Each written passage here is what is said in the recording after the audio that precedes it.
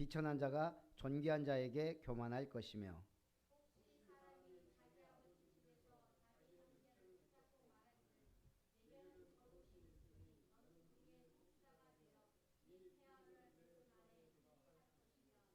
그날에 그가 소리를 높여 이르기를 나는 고치는 자가 되지 아니하겠노라. 내 집에는 양식도 없고 의복도 없으니 너희는 나를 백성의 통치자로 삼지 말라 하리라.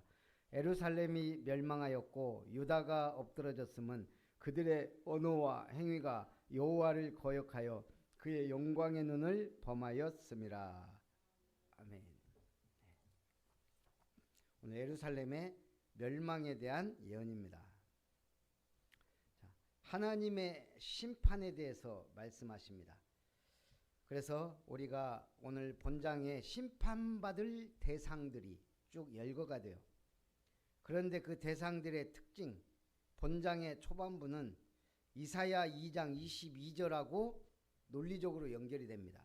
이사야 2장 22절 같이 한번 읽어볼까요? 마지막 절. 너희는 인생을 의지하지 말라. 그의 호흡은 코에 있나니 샘할 가치가 어디 있느냐. 이사야 2장 22절이에요. 너희는 인생을 의지하지 말라. 결국은 인생을 의지하거나 자기를 의지해서 교만해지거나 그래서 멸망을 자초하게 됩니다. 그러면 멸망할 대상들이 누구냐? 복술자, 우상 만드는 장인, 종교적 타락, 지도자들, 그리고 통치자들의 윤리적 타락, 사회적 혼란, 여기서 백성들의 타락을 부채질하며 예루살렘 전체가 멸망의 길을 가게 됩니다. 자, 첫 번째 심판의 대상입니다. 그 첫 번째는 불의한 정치 지도자들과 높은 자들. 1절부터 보면 보라 주 만군의 여호와께서 예루살렘과 유다가 의뢰하며 의지하는 것을 제하여 버리시되 곧 그가 의지하는 모든 양식과 그가 의지하는 모든 물과 용사와 전사와 재판관과. 그러면서 13절부터 또 보면 14절에 여호와께서 자기 백성의 장로들과 고관들을 신문하러 오시리니 포도원을 삼킨 자는 너희이며 가난한 자에게서 탈취한 물건이 너희의 집에 있도다. 어찌하여 너희가 내 백성을 짓밟으며 가난한 자의 얼굴에 맷돌질 하느냐. 주 만군의 여호와 내가 말하였느냐 하시도다. 통치자들이 자기 이익을 위해 한다면 결국은 나라가 엉망이 되죠. 질서는 무너지고 법치는 파괴됩니다. 그래서 오늘 우리가 보수와 지금 진보 진영으로 우리가 늘 나눠서 싸우고 그랬거든요. 근데 지금 보수라는 개념 자체가 희미해져 버렸죠. 보수가 보수의 역할을 못하니까 오히려 진보가 보수의 역할을 하고 있어요. 가치를 지키는 것. 그래서 보수의 가장 큰 가치가 법치더라고요. 법치주의.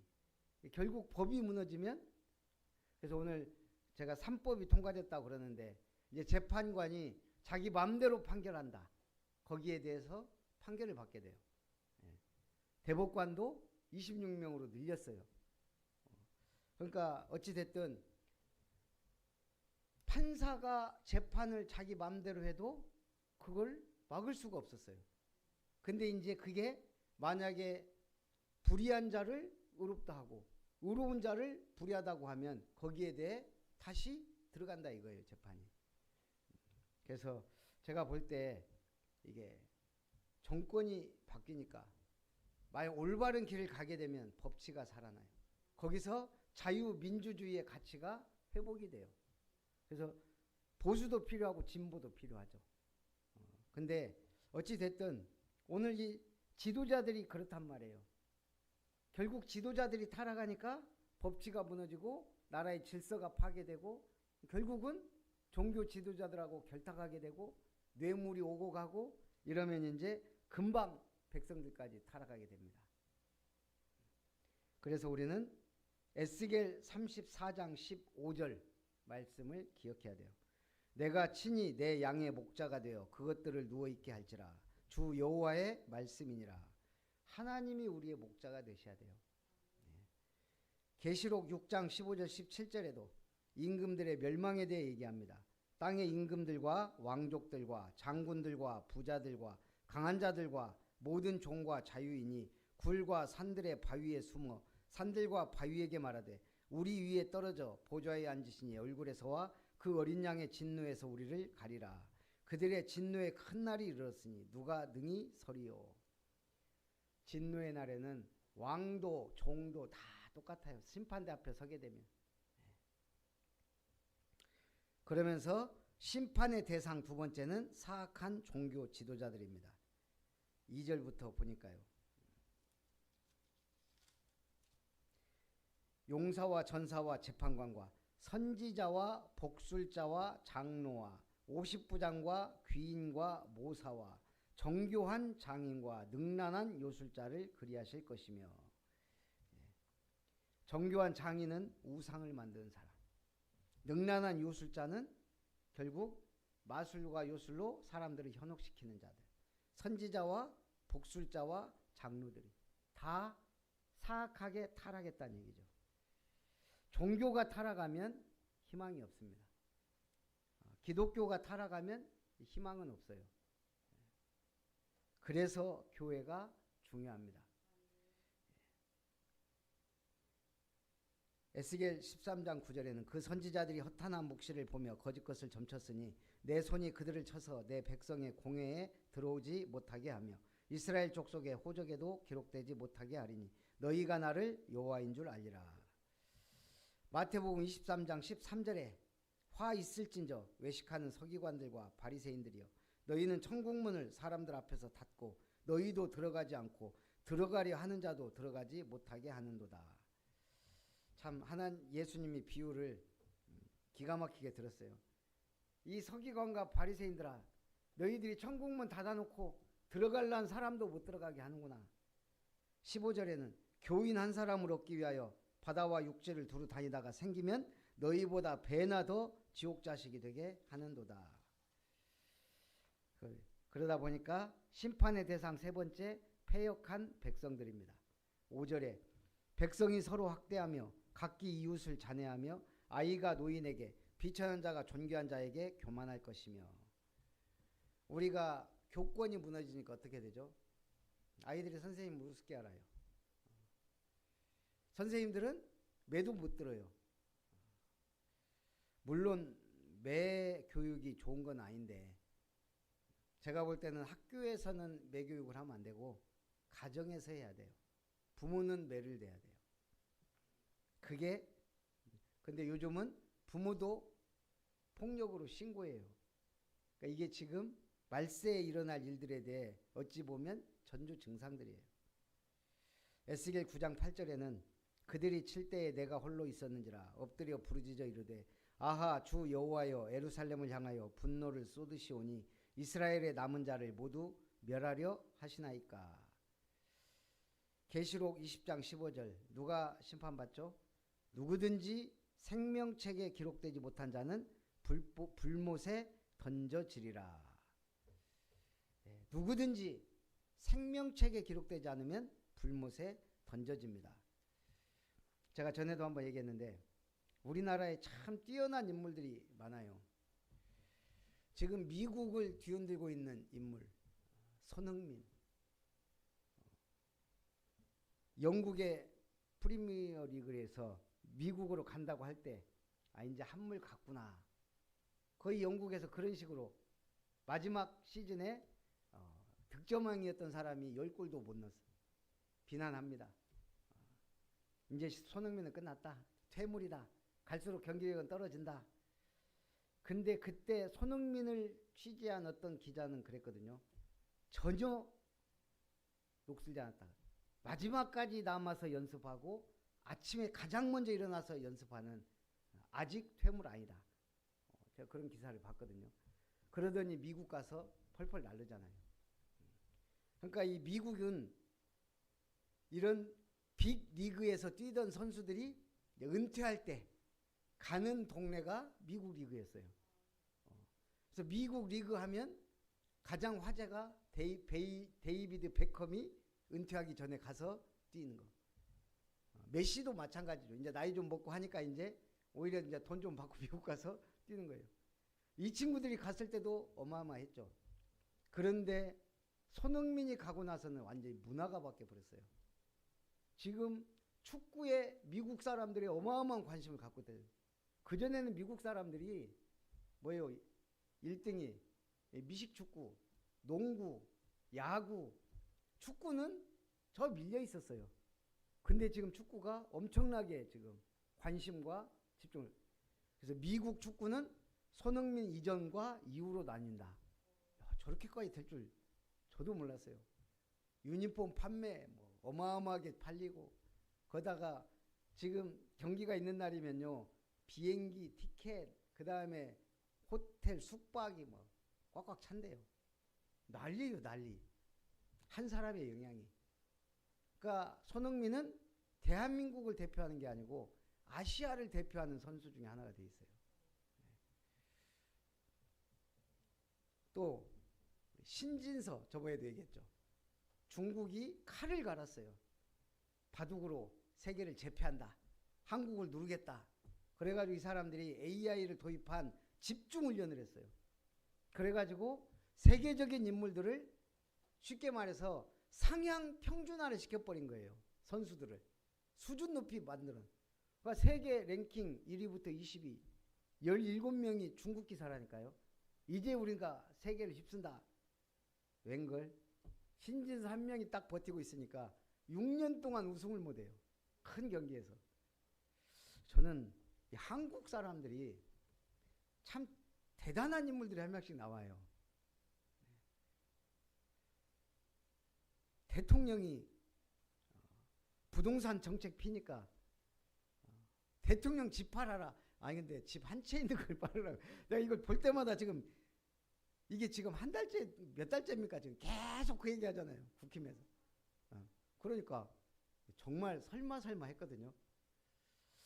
제가 볼 때 이재명은 팔 것 같더라고요.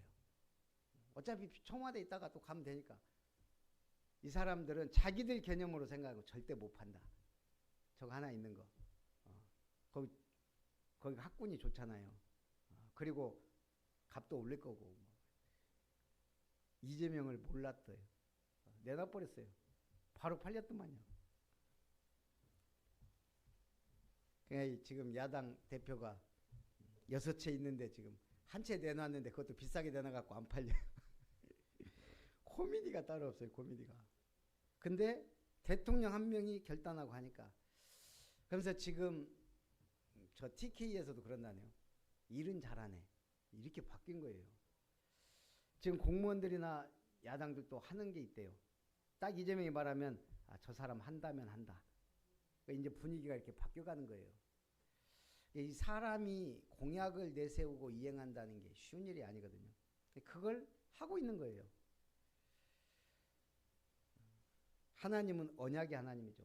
언약을 주시고 성취하세요. 그래서 우리가 하나님을 참 하나님으로 믿는 거예요. 이 세상에 어떤 신이, 어떤 인간이 자기 말을 그대로 실천하는 사람이 있어요. 실천하려고 노력하는 거죠. 이 벽에 부딪히고 저 벽에 부딪히면서도 하니까 믿어주는 거예요. 신뢰가 쌓이고. 하나님의 언약은 100%입니다. 자, 두 번째, 심판의 방법입니다. 죄 자체로 인한 파괴입니다. 8절에 예루살렘이 멸망하였고 유다가 엎드러졌으면 그들의 언어와 행위가 여호와를 거역하여 그의 영광의 눈을 범하였습니다. 죄가 뭡니까? 하나님의 말씀에 불순종한 거예요. 그래서 하나님의 떠나버렸어요. 하나님의 말씀에 불순종한 것. 하나님께 영광을 돌려야 되는데 뱀의 말을 듣고 하나님의 말씀을 버린 것. 그래서 영적으로 죽은 자가 된 것. 이게 원죄예요. 사단에게 붙잡힌 것.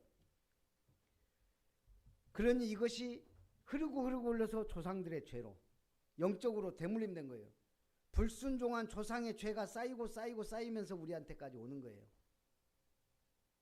종교로, 우상으로, 제사 문제로, 영적 대물림으로 계속 흐릅니다. 그런데 로마서 5장 21절에 보니까 이 죄가 왜 더 무섭냐. 이는 죄가 사망 안에서 왕노릇한 것 같이 은혜도 또한 의로 말미암아 왕노릇하여 우리 주 예수 그리스도로 말미암아 영생에 이르게 하려 함이라. 죄가 왕노릇한다는 거예요. 사망 안에 있는 자들에게. 죄 아래에 있는 자들에게는 죄가 왕이에요. 그러니까 죄를 짓는 게 당연한 거예요.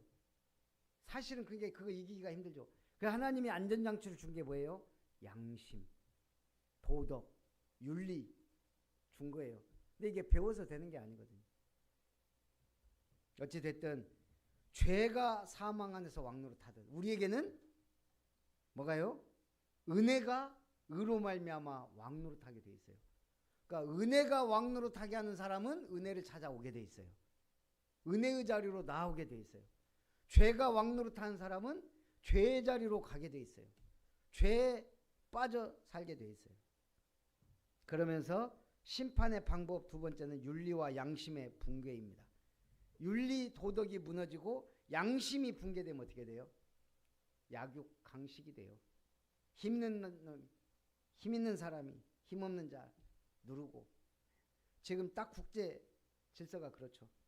9절에 그들이 안색이 불리하게 증거하며 그들의 죄를 말해주고 숨기지 못함이 소돔과 같으니 그들의 영혼에 화가 있을진저 그들이 재앙을 자취하였도다.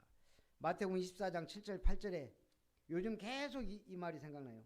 민족이 민족을 나라가 나라를 대적하여 일어나겠고 곳곳에 기근과 지진이 있으리니 이 모든 것은 재난의 시작이니라. 미국과 이스라엘의 이란 공습이 지금 어떻게 됐어요? 이란이 보복에 나서면서 사태가 걷잡을 수 없게. 지금 석유 물동량의 20%가 지나는 호르무즈 해협이 봉쇄됐어요. 기름 한 방울도 지나가지 못하게 하겠다. 지금 이란이 칼을 빼들었어요. 그러다 보니까 국제 유가가 급등하고 디젤 가격까지 치솟고요. 글로벌 공급망 전반에 긴장이 고조되고요. 이것이 단순한 기름값 상승에 그치지 않. 미국 증시가 떨어지더니 한국 증시 어저께 7%, 오늘 12%, 일본 증시도 막 떨어지고 전 세계가 이제는 밀접하게 연관이 돼 있어요. 저 중동에서 벌어진 싸움하고 우리하고 뭔 상관이냐. 아주 밀접하게 상관이 돼 있어요. 우리는 석유 한 방울 안 나고 전부 100% 원유를 석유에다가 정제해서 팔아요. 뭐 6개월치 비축돼 있다고는 하지만 어찌 됐든 이것이 정치, 경제, 안보, 문화 전반적인 부분에 영향을 미쳐요. 그래서 복음 엘리트가 지도자가 돼야지 또라이가 지도자가 되면 안 됩니다. 제가 보니까 또라이 한 명이 지도자가 되니까 온 세계를 다 지금 자기 맘대로.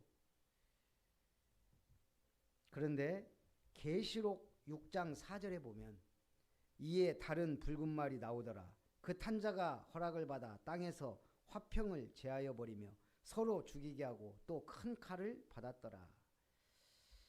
우리가 대접재앙이 있고 우리가 계시록 할 때 7재앙이 3번이 터지죠.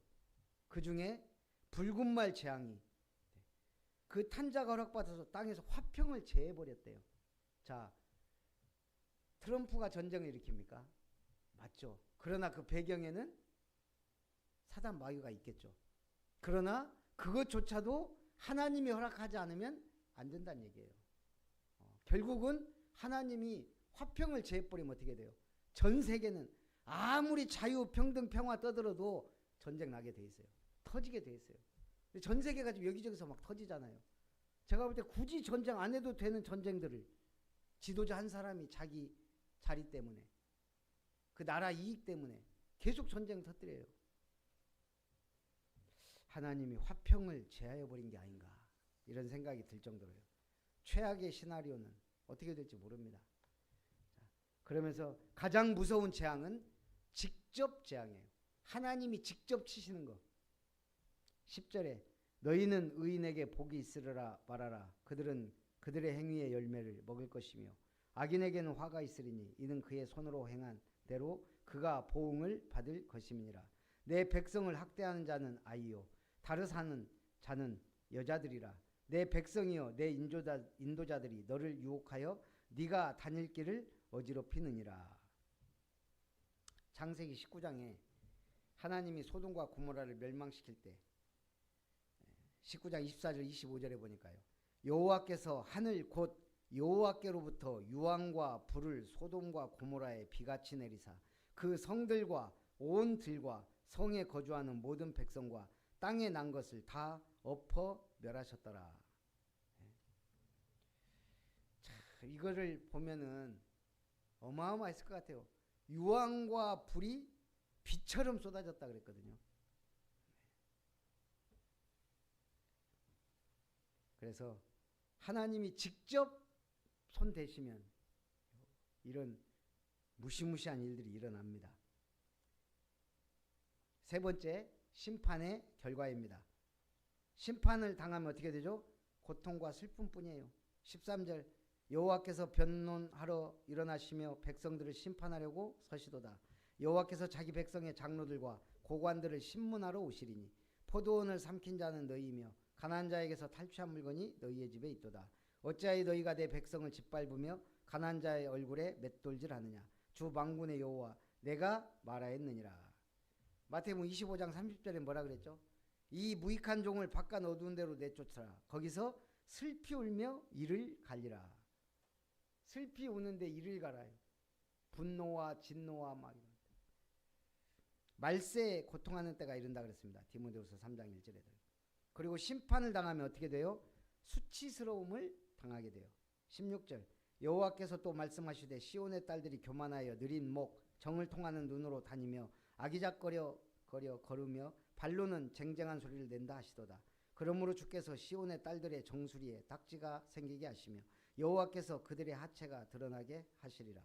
주께서 그날에 그들이 장식한 발목고리와 머리의 망사와 반달 장식과 귀고리와 팔목고리와 얼굴 가리개와 화관과 발목사슬과 띠와 향압과 호신부와 반지와 코고리와 예복과 겉옷과 목도리와 손주머니와 손거울과 세모포옷과 머리수건과 너울을 제하시리니 그때 썩은 냄새가 향기를 대신하고 노끈이 띠를 대신하고 대머리가 숱한 머리털을 대신하고 굵은 베옷이 화려한 옷을 대신하고 수치스러운 흔적이 아름다움을 대신할 것이며. 화려한 장식도 엄청나게 했어요. 발목고리, 발목사슬, 귀고리, 코고리, 반달 장식, 반지. 우리 사람이 치장하려고 하면 참 치장할 때가 많아요. 요즘은 배꼽에도 하더만요. 난 혓바닥에도 하는 사람들은 왜 하는지 모르겠어요. 음식을 어떻게 먹으려고. 별의별 사람들이 다 있어요.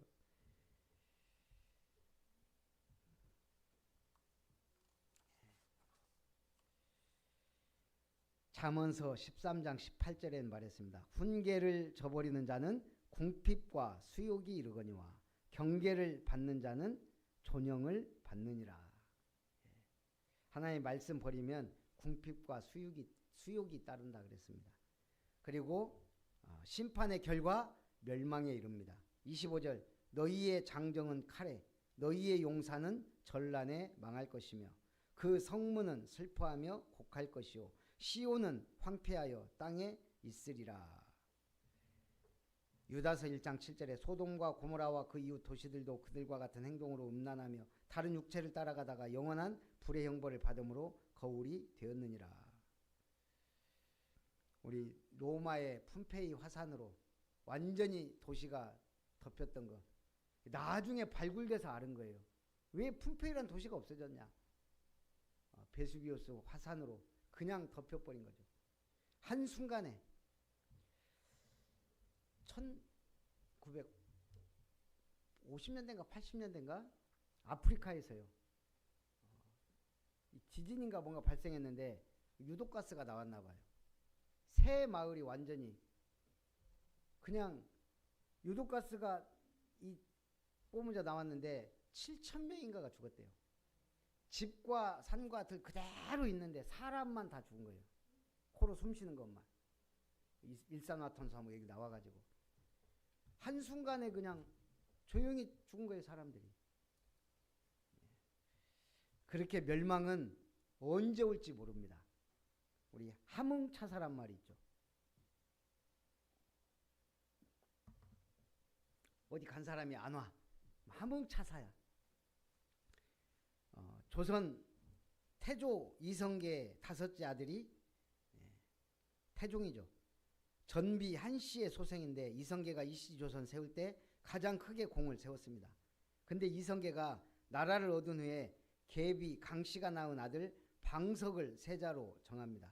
그리고 간신 정도전 등이 방석에게부터 자기를 모해하고자 하였다고 군사를 동원해 정도전 등의 무리를 죽이거나 몰아냅니다.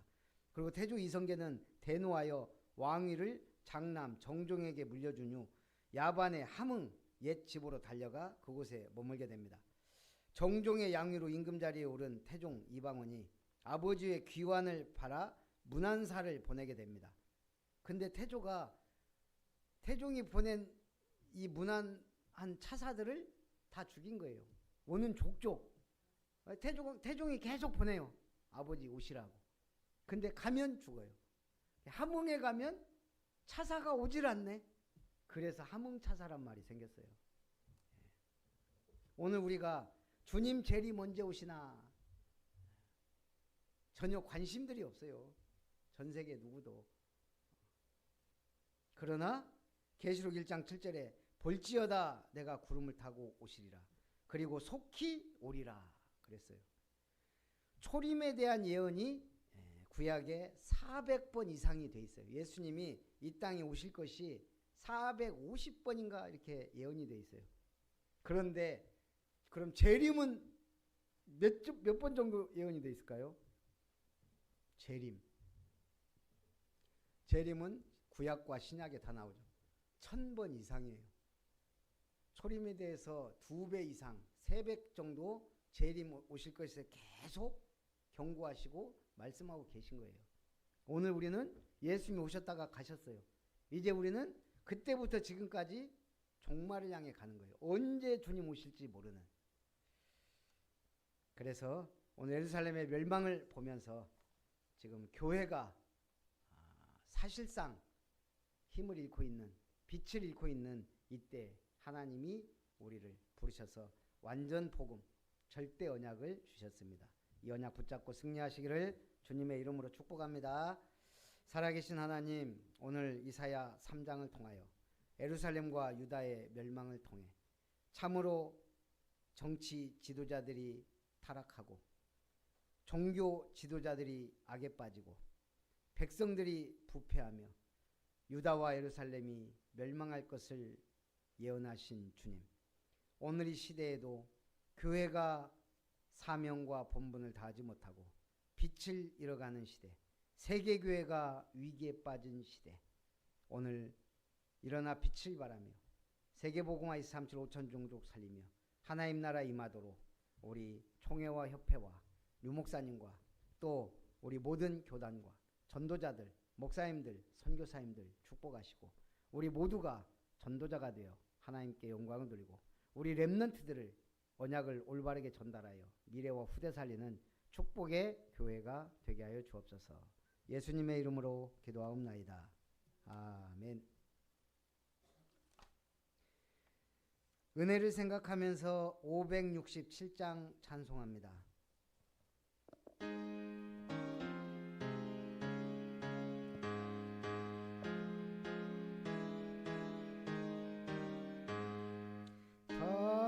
다정하신 목자 예수 어린 양을 돌보사 캄캄한 밤 지낼 동안 나를 품어 주소서.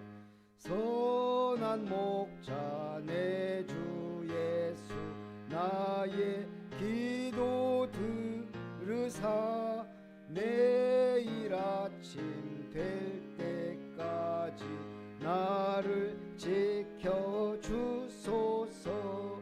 좋은 옷을 입히시고 맛난 음식 먹이사 고이 길러 주시오니 주여 감사합니다.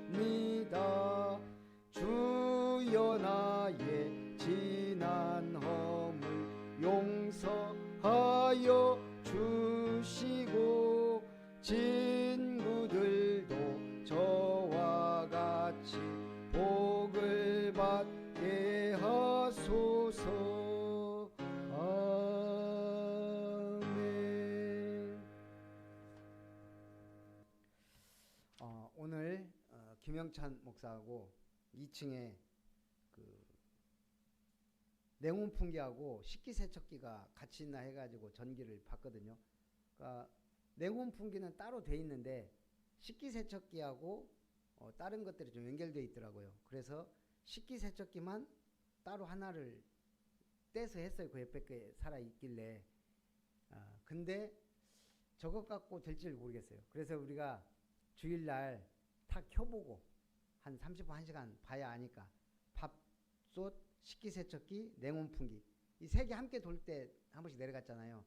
그래서 이번에 해보고 그래도 내려가면 냉온풍기를 저 밑으로 바깥으로 빼서 새로 연결을 해야 돼요. 그래서 어쨌든 주일날 좀 그것을 우리 장로님이랑 같이 한번 해보게요. 세 개 다 켜보고 식기세척기, 밥솥, 냉온풍기 우리 권사님 기억하시고 밥할 때 다 켜보세요 한번. 예. 저는 내일 교육부 주관으로 했던 랩넌트 연합 수련회 그 피드백 모임이 있어가지고 안 간다 했는데 가서 제가 보고받을 것, 도장 찍을 것 뭐 여러 가지가 있어가지고 갔다 와야 될 것 같아요. 점심 때 기도해 주시고요. 우리 이번 주 내집교회 언약교회 예배 또 한 7시 반 이번 주는 이제 계약을 했기 때문에 7시 반에 가도록 하겠습니다. 우리 축도로 예배를 마칩니다.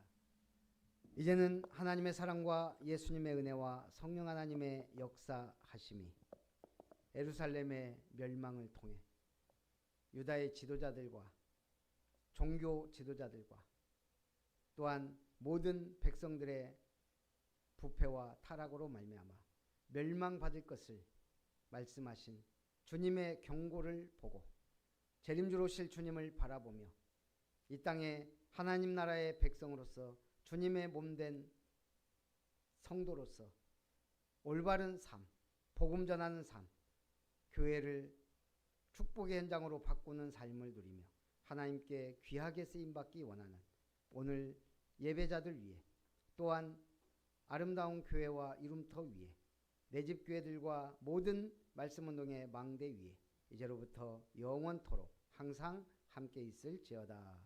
아멘.